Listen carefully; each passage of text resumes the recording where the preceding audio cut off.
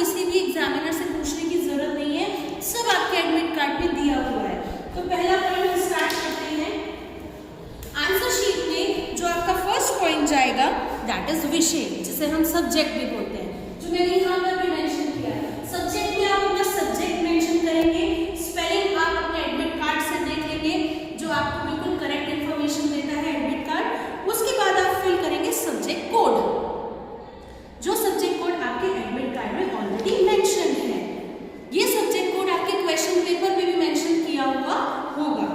Next आपको दिया हुआ है, यहाँ पर देखिएगा ध्यान से, day and date of examination.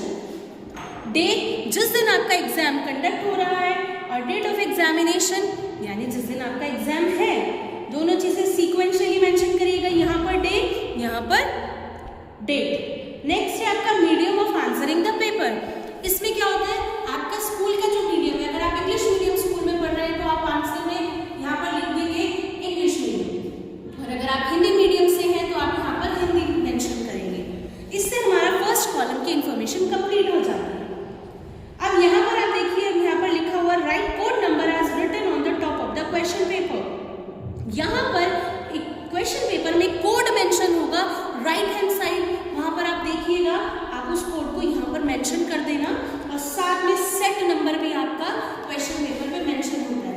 अगर आपका सेट नंबर 1 है तो आप 1 में सर्कल ऐसे करके इसको हाईलाइट कर दीजिएगा, 2 है तो 2 पर सर्कल, सब पे सर्कल डार्क नहीं करना है, ये एक OMR शीट की तरह काम करता है। 1 option will be verified only. Next आ जाइए, number of supplementary answer books. ये होता है उन बच्चों के लिए जिनको इस बुकलेट के अलावा भी आंसर शीट की जरूरत पड़ती है। ये आपके जो सेंटर में एग्जामिनेशन प्रेजेंट होंगे वो फिल करते हैं, इसके लिए आपको टेंशन लेने की बिल्कुल भी जरूरत नहीं है। हाँ, आप जब भी आंसर शीट लें उनको रिमाइंड करा दें कि यहाँ पर हमें क्या फिल करना है। Next, person with benchmark disabilities. I think इसमें सबके लिए नो ही हो और नो ही आएगा, ठीक है। नेक्स्ट है आपका कोड ऑफ डिसेबिलिटीज, ये ब्लैंक जाएगा, कुछ भी मेंशन नहीं होगा। वेदर राइटर प्रोवाइडेड, राइटर होता है उनके लिए जिनको राइटिंग में प्रॉब्लम हो जाए या कोई ऐसी बात हो जाए कि वहां पर वो रिटन अपना एग्जाम अटेंड करने के लिए कैपेबल नहीं है, तब आप यहाँ पर मेंशन करेंगे यस। अदरवाइज आप खुद अटेंड कर रहे हैं अपने एग्जाम तो यहाँ पर नो आएगा, क्योंकि आपको एक्स्ट्रा राइटर की नीड ही नहीं है। तो इससे हमारे ये कॉलम्स कंप्लीट हो जाते हैं। विजुअली चैलेंज इसमें कुछ भी नहीं आएगा। अब बहुत ही मेन टॉपिक पे आते हैं, जो आपकी इंफॉर्मेशन सारी CBSE बोर्ड की तरफ जाएंगी, क्योंकि ये एक भी इंफॉर्मेशन रॉन्ग हो गई तो आपकी आंसर शीट वैरी कर सकती है। तो इसे ध्यान से सुनिएगा। आप यहाँ पर आइए, यहाँ पर आपका लिखा हुआ है candidates name in capital letters. आप ये बॉक्सेस बने हुए हैं, आपका जो नाम एडमिट कार्ड पे आपने मेंशन किया हुआ है, एडमिट कार्ड वाला नाम आप यहाँ कैपिटल लेटर्स में लिखना स्टार्ट करेंगे। और एक चीज बहुत ध्यान रखिएगा, आपके नेम में और सरनेम में एक बॉक्स का गैप होना चाहिए, ठीक है। जब आप एक बॉक्स का गैप देंगे तो वो ऑप्शन भी ब्लैंक जाएगा, यहाँ पर आपका नाम आ जाएगा। और फिर आप क्या स्टार्ट करेंगे, सपोज किसी बच्चे का नाम A अल्फाबेट से स्टार्ट हो रहा है, तो वो बच्चा A बॉक्स पे सर्कल करके उस A बॉक्स को हाईलाइट कर देगा। सपोज B कॉलम में, यहाँ पर सेकंड कॉलम में उसके सेकंड अल्फाबेट है B, तो यहाँ पर वो B को सर्च करेगा और B को हाईलाइट करेगा। अब उसका सरनेम आया तो उसे यहाँ से गैप देना पड़ेगा। अब यहाँ पर उसको एक कॉलम का हमने गैप देके यहाँ पर मेंशन किया C, तो वो उस कॉलम में C को ढूंढ के C को हाईलाइट किया जाएगा। ऐसे आप अपना नाम मेंशन करेंगे। ये सारे कॉलम्स इसी तरीके से मेंशन किए जाएंगे, बट ध्यान हमें ये रखना है कि कोई भी रॉन्ग इन्फॉर्मेशन हमसे फिल ना हो जाए। चलिए नेक्स्ट आते हैं, यहाँ पर आएगा आपका रोल नंबर, दैट इज अनुक्रमांक। अनुक्रमांक यानी आपका रोल नंबर आपके एडमिट कार्ड पर इस जगह मेंशन किया हुआ होता है। एग्जैक्टली क्या रोल नंबर मेंशन है, बिल्कुल एज इट इज कॉपी करिए, नंबर ऑफ डिजिट्स काउंट करिए। अगर यहाँ 8 डिजिट्स हैं तो यहाँ पर 8 डिजिट्स आ रही हैं, कोई डिजिट मिस तो नहीं है। सपोज अगर आपका रोल नंबर 2 से स्टार्ट हो रहा है तो आप फर्स्ट यहाँ पर 2 को सर्कल करेंगे। नेक्स्ट डिजिट आपके रोल नंबर की 4 है तो आप 4 को सर्कल करेंगे। तो ये इंफॉर्मेशन आपको बहुत ही केयरफुली फिल करना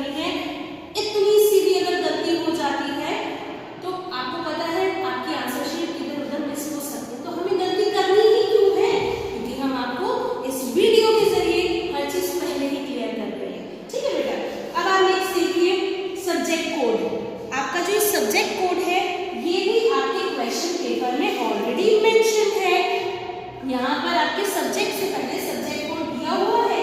पहले सारी इंफॉर्मेशन आपको मैं कहना चाहूंगी कि अपने बॉक्सेस में फिल करना, उसके बाद सर्कल हाईलाइट बाद में करना। अगर पहले ही आपने सारी करेक्ट इंफॉर्मेशन फिल कर दी, सवाल ही नहीं उठता कि आपकी कोई भी सर्कल गलत फिल हो जाए।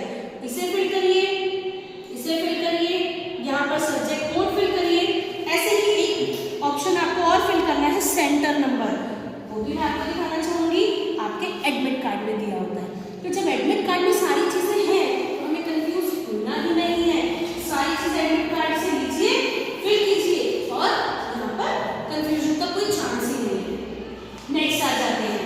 अब यहाँ पर एक इंफॉर्मेशन इन्होंने हमसे और मांगी है, ये 2 पार्ट्स में टियर हो जाती है शीट। तो यहाँ पर हमसे सब्जेक्ट दोबारा से पूछा गया है। एज इट इज यहाँ जो सब्जेक्ट मेंशन किया उसको यहाँ पर फिल कर लीजिए। अब एक चीज और पूछी गई है, school number as per admit card. आप फिर से अपना एडमिट कार्ड उठाएंगे, आप यहाँ से स्कूल नंबर देखेंगे, जितने डिजिट्स आपके स्कूल नंबर की हैं आप एज इट इज यहाँ उन्हें फिल कर देंगे। लेकिन यहाँ पर आपसे कोई भी सर्कल आगे मेंशन नहीं किया है, तो यहाँ पर सिर्फ नंबर्स आएंगे। नेक्स्ट आ जाते हैं। अब यहाँ रोल नंबर फिर से पूछा गया इन वर्ड्स, वो भी आपके एडमिट कार्ड में मेंशन होगा, ठीक है। उसके बाद कितने करोड़ है, वहाँ पे ऑलरेडी करोड़ वर्ड लिखा होगा आपके एडमिट कार्ड में। उससे पहले देखिएगा यहाँ क्या नंबर है उसको मेंशन करेगा। ऐसे ही एडमिट कार्ड में रोल नंबर में लैक्स लिखा होगा, लैक्स से पहले क्या लिखा है, ठीक है, वो मेंशन कर दीजिएगा।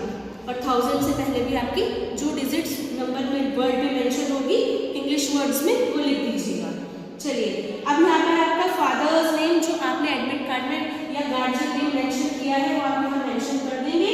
उसके बाद यहाँ पर आपके जो सिग्नेचर आपने एडमिट कार्ड में किए हैं वो आप यहाँ पर फिल करेंगे। बस इतनी सी डिटेल्स आपको ध्यान में रखनी है।